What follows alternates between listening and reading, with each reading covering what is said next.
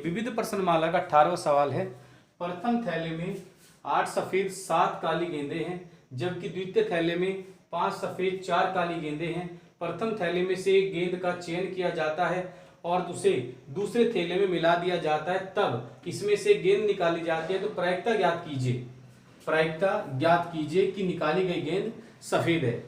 देखिए, मैं आपको पहले बता दूं, ये इस टाइप के सवाल ऐसा लगता है कि जैसे बेज प्रमेय से लिए गए हों, परंतु वास्तविकता यही है कि ये सवाल संपूर्ण प्रायिकता प्रमेय से संबंधित है। ठीक है, संपूर्ण प्रायिकता प्रमेय का सूत्र होता है PW, आपकी इच्छा यहाँ पर PA लिख सकते हैं। PW equal to P1 PW upon E1 plus P2 PW upon E2। तो आप यहाँ पर A भी लिख सकते हैं, E1 E2 लिख सकते हैं, जो आपकी इच्छा है वो। और संपूर्ण प्रायिकता प्रमेय और बेज प्रमेय में ज्यादा बड़ा अंतर है भी नहीं। इन सवालों के अंदर बस एक दो शब्द ऐसे नहीं मिलेंगे जैसे बेज प्रमेय के अंदर होता है जबकि यह ज्ञात है, यह शब्द बेज प्रमेय मिलता है जबकि यह ज्ञात है। और संपूर्ण प्रायिकता प्रमेय में वो डायरेक्ट बोल देगा कि बस इस बात की प्रायिकता ज्ञात कीजिए। ठीक है, अब देखिए मैं सवाल को लेके चलता हूँ। 18वां सवाल है।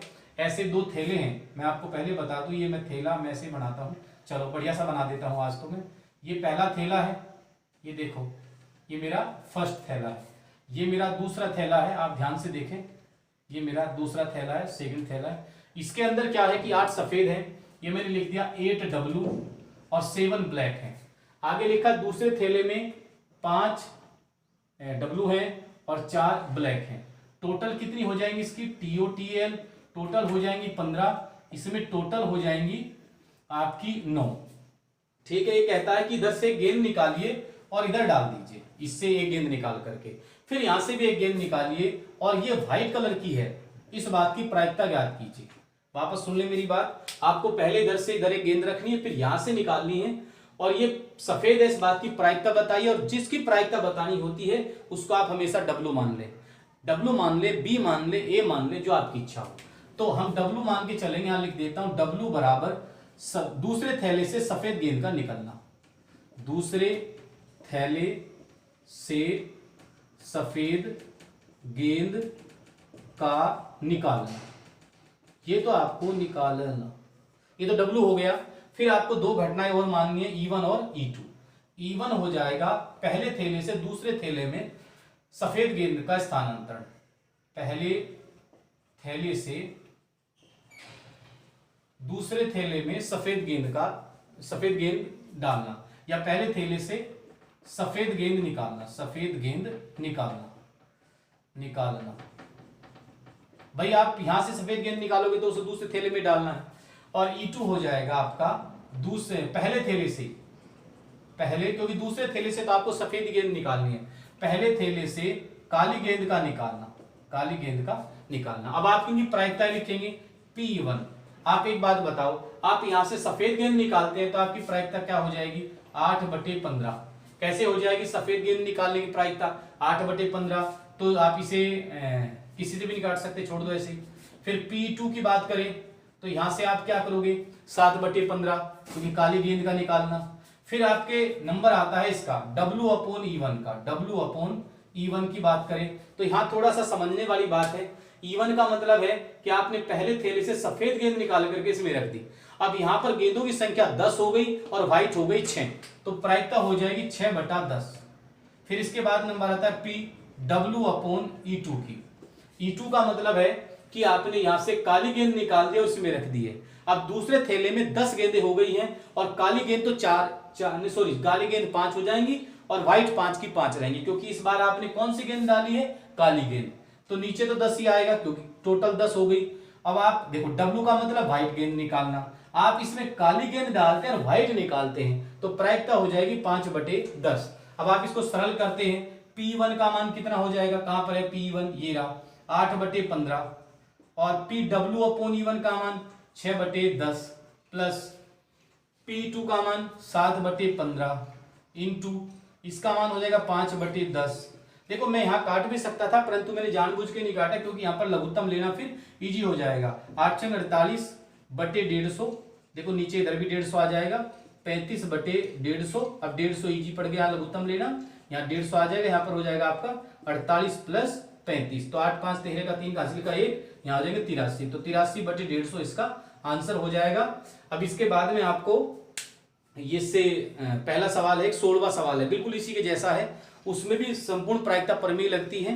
ये 3 सवाल है केवल विविध के अंदर जिनमें संपूर्ण प्रायिकता प्रमेय लगती है, 16वां, 17वां और 18वां। मैंने पहले 18वां किया है, अब मैं आपको 16वां करके दिखा देता हूं।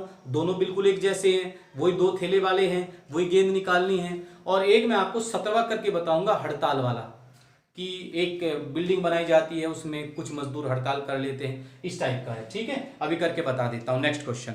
ओके, क्वेश्चन नंबर है 17वां।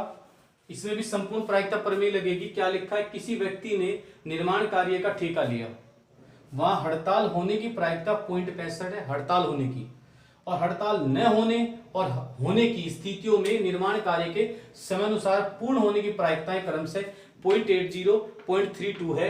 निर्माण कार्य के समयानुसार पूर्ण होने की प्रायिकता ज्ञात कीजिए। तो जिसकी प्रायिकता बतानी है आप उसको पहले कुछ ही मान ले, तो मैं मान लेता हूं कि माना A इक्वल टू निर्माण कार्य समय पर पूरा होना। फिर आगे 2 घटनाएं और होती है, E1 और E2। इसमें फिक्स कर लो बस, आप हर बार यही काम करना होता है। E1 क्या है, देखो यहां पर आप पढ़ने से पता चल रहा है, या तो हड़ताल होती है या हड़ताल नहीं होती है। तो हम यहां पर लिख देते हैं हड़ताल होना, और यहां पर हड़ताल नहीं होना, तो ये वाली कंडीशन बन गई। अब आपको पता ही है, अपन क्या ज्ञात करेंगे, P1, फिर क्या ज्ञात करेंगे, P2, फिर क्या ज्ञात करेंगे, PA/E1, ये ज्ञात करेंगे, फिर क्या ज्ञात करेंगे, PA/E2। ये सारी बातें ज्ञात करने के बाद हम क्या है कि यहां पर संपूर्ण प्रायिकता प्रमेय लगाएंगे। संपूर्ण प्रायिकता प्रमेय से बहुत आसान है। P, अब आपको जिसकी प्रायिकता बतानी है, जिस सीधा यहां लिखा हुआ होता है, वो A equal to PE1 PA/E1 plus PE2 PA/E2। ये अपना फॉर्मूला है। इसमें यहां पर आपको 4 प्रायिकताएं ढूंढनी है, जो कि सवाल में इजी वे में आपको मिल जाती हैं। अभी आपके सामने बता भी दूंगा मैं। देखो PE1 का मतलब हड़ताल होना, और हड़ताल होने की प्रायिकता यहां पर लिखी हुई है कितनी, 0.65। P2 हड़ताल नहीं होना, तो 1 माइनस PE1 मतलब 1 माइनस 0.65 इक्वल टू हो जाएगा 0.35, ये आ जाएगा। अब आप यहां देखो A/E1 का मतलब हड़ताल होना, A का मतलब कार्य समय पर होना। अब आप यहां देखो हड़ताल न होने, हड़ताल होने की जो प्रायिकताएं हैं यहां पर लिखी हुई है, परंतु उल्टी है। 0.32 पहले आएगा। E1 का मतलब है हड़ताल होना, कार्य का समय पर पूरा होना। हड़ताल होना और कार्य का समय पर पूरा होने की प्रायिकता 0.32 ये लिखी हुई है, और हड़ताल नहीं होना और कार्य का समय पर पूरे होने की प्रायिकता यहाँ पर लिखी हुई है। तो इसमें तो कोई ज्यादा झंझट नहीं है, सारी प्रायिकता यहीं पर लिखी हुई है। 3 तो लिखी हुई है, एक आपको 1 माइनस करके लानी है, तो कुल मिलाकर के चारों प्रायिकताएं आ जाएंगी। चारों का आपको यहाँ लिखना है। P1 का मान कितना है आप देख ले, 0.65 इंटू A/E1, इसका मान कितना है 0.32 प्लस करके P2 का मान कितना है 0.35 इंटू करके A/E2 कितना हो जाएगा 0.80। अब आप इनकी मल्टीप्लाई करेंगे, फिर आप इनको आपस में जोड़ देंगे। आप इसको सरल भी करते हुए जाएंगे, सरल करते हुए आपको ध्यान पड़ जाएगा अपने आप ही। ये तो इधर वाला जो है वो 2080 आ जाएगा पॉइंट करके, जब आप इनकी मल्टीप्लाई करेंगे 0.2080, और प्लस ये लगभग आपका पड़ जाएगा 0.2800, लगभग इसका ये हो जाएगा। अब आप इसको जोड़ करके देख सकते हैं, 0 की 0, 088, और यहाँ पर 8 का 8, यहाँ पर 4.4880। तो इस टाइप से आपके मान आते चले जाएंगे और आप इनको कर सकते हैं। ठीक है, नेक्स्ट क्वेश्चन कर देता हूं, मैं आपको अभी करके बता देता हूं। देखिए हमारा जो नेक्स्ट क्वेश्चन है, एक परीक्षा में बहुविकल्पीय प्रश्न जिसके 4 विकल्प हैं का उत्तर देने में एक विद्यार्थी या तो प्रश्न का अनुमान लगाता है, नकल करता है, या प्रश्न का उत्तर जानता है। विद्यार्थी के द्वारा अनुमान लगाने, नकल करने की प्रायिकताएं क्रमशः 1/3, 1/6 हैं। उसके द्वारा सही उत्तर देने की प्रायिकता 1/8 है, जबकि यह ज्ञात है कि उसने नकल की है। विद्यार्थी के द्वारा प्रश्न का उत्तर जानने की प्रायिकता क्या है? तो जिसकी आपको प्रायिकता बतानी होती है, आप उसको E1, E2, E3 में से कुछ भी मान सकते हैं। तो जानने की प्रायिकता ज्ञात करो, जबकि यह ज्ञात है। देखो जब ये शब्द आ जाए जबकि यह ज्ञात है, तो समझ लो बेज प्रमेय लगेगी। उसने सही उत्तर दिया है। अब इसमें संपूर्ण प्रायिकता प्रमेय नहीं लगेगी, बेज प्रमेय लगेगी। उसने सही उत्तर दिया है, ये आप लिख लीजिए ए बराबर। तो यहाँ पर 3 घटनाएं घटित हुई, कौन कौन सी? उसने अनुमान लगा करके सही उत्तर दिया है, नकल करके सही उत्तर दिया है, उत्तर वो जानता है इसलिए सही उत्तर दिया है। अब आपको कुछ भी नहीं करना है, यहां पर एक तो P1 का मान बताना है, एक P2 का मान बताना है, एक P3 का मान बताना है। ये बताने के बाद फिर आपको बताना है PA/E1, फिर आपको बताना है PA/E2, फिर आपको बताना है PA/E3। ऐसे करके आपको सारी प्रायिकताएं 6 की 6 बतानी है। अब देखो P1, अब आप एक एक करके देखते चलते हैं। E1 की प्रायिकता, E1 क्या है? अनुमान लगाना। अब अनुमान लगाने की प्रायिकता आप इसके अंदर ढूंढे। देखो, उत्तर देने के लिए एक विद्यार्थी या तो अनुमान लगाता है, नकल करता है, या प्रश्न का उत्तर जानता है। विद्यार्थी के द्वारा अनुमान लगाने, नकल करने की प्रायिकताएं क्रमशः 1/3 व 1/6 हैं। तो यहाँ आ जाएगा 1/3 अनुमान लगाने की, नकल करने की 1/6। परंतु उत्तर जानता है, इसकी प्रायिकता नहीं दी है, तो आप ये भी कर सकते हैं 1 - P1 और -P2, मतलब ये काम भी कर सकते हैं, क्योंकि सभी प्रायिकताओं का योग 1 होता है। इसलिए आपको 2 प्रायिकताओं का पता है, तीसरी का नहीं पता है, तो आप उसे 1 में से घटा के लिख सकते हैं। तो हम यहाँ लिख देंगे 1 - 1/3 - 1/6। तो मैं एक बात बता दूं, 1/3 और 1/6 का मान कितना होता है? लघुत्तम 6 हो गया। यहाँ जाएगा 2 + 1 मतलब 3/6 मतलब 1/2। तो जो इसका मान है वो 1/2 है। तो 1 - 1/2 मतलब 1/2। 1/2 किसका मान है? P3 का। अब अपन लिखते हैं A/E1। E1 का मतलब उसने अनुमान लगाया है, अनुमान लगा करके सही उत्तर दिया है। अब एक बात बताओ, विकल्प कितने हैं? 4, इसीलिए उसने स्पेशली लिखा है। 4 विकल्प हैं, उनमें से वो एक विकल्प का अनुमान लगा करके आंसर दे देता है। तो प्रायिकता 1/4 ये आपको स्वयं ही देखनी है, इसमें कहीं लिखी हुई नहीं है। अब आपको कि सर 1/8 लिखी हुई है, देखो यहाँ पर उसने लिखा है कि प्रायिकता 1/8 है, जबकि यह ज्ञात है कि उसने नकल की है। तो नकल करने के बाद यदि वो आंसर सही देता है तो प्रायिकता 1/8 है। अब देखो E2 का मतलब नकल की है, A का मतलब सही उत्तर दिया है, नकल करने के बाद सही उत्तर देना, तो प्रायिकता 1/8 है। E3 जानता है, जानने के बाद सही उत्तर देना, इसका मतलब एक बात बताइए, जब वो प्रश्न का उत्तर जानता है तो पक्की बात है कि सही आंसर देगा, ये निश्चित घटना है और इसकी प्रायिकता 1 है। ये भी आपको अपने मन से यहीं पर सेट करनी पड़ेगी। अब फिर उसके बाद अपन लिखेंगे बेज प्रमेय से। अब प्रायिकता किसकी बतानी है? कि वह उत्तर जानता है, उत्तर E3 में, तो यहां पर आएगा PE3/A = PE3 × PA/E3। फिर बटे में आ जाएगा, ये का ये सेम टू सेम लिख दें, PE3 PA/E3। 3 हो गया। अब आप 2 ले लेंगे, 2 कैसे लेंगे? PE2 A/E2 ऐसे कर लेंगे, और फिर ले लेंगे आप प्लस PE1 और A/E1। अब इसको थोड़ा सा सरल करते हुए जाएंगे। यहां पर मैं बराबर का निशान लगा देता हूं। P3 का मान कितना है जरा देख लें आप, 1/2 है, तो मैं यहां लिख देता हूं 1/2 गुणा PA/E3 का मान है 1, तो नीचे आ जाएगा 1/2 गुणा 1 प्लस। अब जरा देख लो यहां तक कैमरे में दिख भी रहा है या नहीं? ठीक है, कंप्लीट यहां तक आ रहा है क्या? हाँ नहीं, बिल्कुल लास्ट तक आ चुके हैं। थोड़ा मैं अब ऊपर ही लिखूंगा, ऊपर लिखने से क्या है कि सही सही मुझे ध्यान पड़ जाएगा कि हाँ भाई इसमें कितना मान चल रहा है। ठीक है, अब आगे चलते हैं। प्लस इधर लिख देता हूँ, मैं थोड़ा मिटा देता हूँ यहाँ से, मेरा डस्टर यहाँ पर है, इधर ऊपर लिखते हैं भाई। ठीक है, इसके बाद यहाँ लिख देता हूँ, इसे हटा देता हूँ। यहाँ कैलकुलेशन करेंगे अपन पूरी। चलो आप देखो, सवाल क्या है, लंबे चौड़े हैं।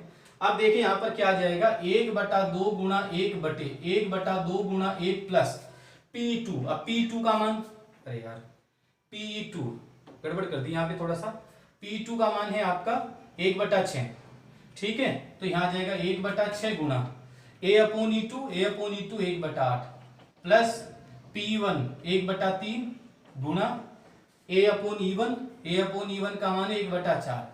अब आप इसको थोड़ा सरल करेंगे तो ये हो जाएगा, इधर लिख लेता हूं 1/2 बटे 1/2 प्लस 1/48 प्लस 1/12। तो 1/2 बटे 48 लघुत्तम आ जाएगा। ऊपर क्या आ जाएगा, 1 मिनट, ऊपर आ जाएगा इसमें 24, यहाँ पर 24 ले लेंगे, प्लस यहाँ पर 1 आ जाएगा, यहाँ पर 24 12 48 4 आ जाएगा। अब 2 से 48 को अपन काट देंगे, कितनी बार? 24 बार। 24 ऊपर आ जाएगा और बटे में 28 और 1 29। तो कुल मिलाकर के जो अपना आंसर है वो कितना हो जाएगा, 24/29 29। ठीक है, अभी एक बार हम चेक भी कर लेंगे इसको। 24/29 इसका आंसर हो जाएगा। इजी है, इतना कोई डिफिकल्टी भी नहीं, बस थोड़ा सा लंबा चौड़ा है, ध्यान रखना है। ठीक है, ओके। नेक्स्ट क्वेश्चन करता हूँ। प्रश्नमाला का 20वां क्वेश्चन है और इसके अंदर लिखा हुआ है कि एक पत्र के विषय में यह ज्ञात है कि या तो वह टाटानगर से आया है या फिर कलकत्ता से आया है। लिफाफे पर 2 क्रम से लिखे अक्षर टीए, ये जो टीए है ना, ये स्पष्ट रूप से दिखाई दे रहे हैं। प्रायिकता ज्ञात कीजिए कि कलकत्ता से आया है, टाटानगर से आया है। तो इस बात की हमें प्रायिकता बतानी है। तो अब हमें क्या है कि फॉर्मूला 2 बार लागू करना पड़ेगा, एक बार कलकत्ता के लिए अलग से, टाटानगर के लिए अलग से। तो हम यहां पर लिखेंगे कि माना E1 इक्वल टू पत्र CALCUTTA से आया है। पहले तो हम E1 बराबर लिख देंगे, फिर लिखेंगे E2 बराबर पत्र TATANAGAR से आया है। इनकी तो हमें प्रायिकताएं बतानी है, 2 प्रायिकताएं अलग अलग बताई जाएंगी और एक घटना लेंगे हम ए के इक्वल में पत्र पर TA दिखाई देता है, दिखाई देता है। तो हम एक काम करते हैं, सबसे पहले अपन लेते हैं PE1। तो P1 हो जाएगा 1/2, क्योंकि 2 पत्रों में से एक पत्र का चयन करना प्रायिकता 1/2 होती है। P2 ये भी आप समझ गए होंगे, 1/2। फिर नंबर आएगा A/E1 का, फिर नंबर आएगा PA/E2 का। तो मैं आपको बता दूं, E1 का मतलब, जिसमें जरा थोड़ा समझने वाली बात है, E1 का मतलब पत्र पर कलकत्ता लिखा हुआ है। अब एक ध्यान रखेंगे आप, TA को एक अक्षर मानेंगे, एक अक्षर मानने पर ध्यान दे इस बात पर। अब देखो यहां पर TA 2 बार है, परंतु एक TA को ही आपको एक अक्षर मानना है, क्योंकि पत्र पर एक TA दिखाई दे रहा है। तो आपको क्या करना है, इसमें काउंट करना है। देखो इसमें कितने अक्षर हैं, 1 2 3 4 5 6 और एक ये 7। तो टोटल अक्षर कितने माने जाएंगे, 7। इसमें TA कितना है, 1। तो प्रायिकता होगी 1/7। बस आपको यही समझना है, मेन इसमें यही बात है। और A/E2 देखो, इसमें TA 1 तो ये होगा 1, फिर इस अगले वाले T को 1 नहीं मानना है, क्योंकि TA तो 1 दिखाई दे रहा है ना। तो 1 2 3 4 5 6 7 8, इसमें जो अक्षर माने जाएंगे 8 माने जाएंगे। और इसमें चूंकि TA 2 है, इसलिए प्रायिकता होगी 2/8। ये आपको ध्यान रखना है। जो बच्चा इसको ध्यान रख लेगा, सवाल में फिर कुछ नहीं है। TA को एक अक्षर मानते हुए, पर मानने का मतलब ये नहीं कि आप इन दोनों को भी एक एक मान ले, फिर तो मामला बैठ ही नहीं पाएगा। फिर यहाँ पर भी आप 1 लिखो, यहाँ पर आपको 2 लिखना है। ठीक है, अब देखो जैसे फर्स्ट वाली बात करें हम, कलकत्ता से आया, इस बात की प्रायिकता बतानी है। तो प्रायिकता में किसकी बतानी है, E1 की। तो बेस पर में से, यहाँ बेस पर में 2 बार लगेगी, बेस पर में से क्या हो जाएगी, PE1/A। ठीक है, E1 की प्रायिकता बतानी है। सूत्र क्या हो जाएगा, PE1 A/E1। उल्टा लिखा जाता है, यहाँ E1/A, यहाँ A/E1। बटे में क्या आ जाएगा, PE1 और PA/E1। पहली बात ये हो जाएगी PE2 और फिर PA/E2। थोड़ा मेरा ये फीका चलना शुरू हो गया है, थोड़ा दूसरा ले लेता हूं। अब जरा देखिए P1 का मान क्या है, P1 का मान 1/2, मैंने यहां लिख दिया 1/2 इंटू A/E1 का मान 1/7, बटे में 1/2 इंटू 1/7 प्लस आगे क्या है, P2 का मान कितना है, 1/2 इंटू A/E2 का मान कितना है, 2/8। 2/8 को आप ऐसा कर सकते हैं, 1/4 भी लिख सकते हैं, 1/4। चलो सरल करें, 1/14 ये हो जाएगा, नीचे भी 1/14 प्लस 1/8 हो जाएगा। अब इसको थोड़ा और सरल करते हैं, यहाँ पर हो जाएगा 1/14 बटे, अब यहाँ पर आप कितना लघुत्तम ले लेंगे, 8 दूनी 16, 8 24, 8 चौक 32, 56 और 8 से 56 लघुत्तम ले लेंगे यहाँ पर 56। तो यहाँ हो जाएगा 4 और यहाँ हो जाएगा 7 हो जाएगा। 56 को ऊपर चला जाएगा तो अपन क्या लिखेंगे, 56/14 गुना 7 और 4 11, ये हो जाएगा 4/11। तो 4/11 इसका आंसर हो जाएगा और हम इसको यहीं पर छोड़ देंगे। उसके बाद हम नेक्स्ट जो कंडीशन है, ये तो हमने फर्स्ट कंडीशन की बात की, फिर हम सेकंड कंडीशन की बात करें। उसने कहा कि पत्र टाटानगर से आया, इस बात की प्रायिकता बताओ।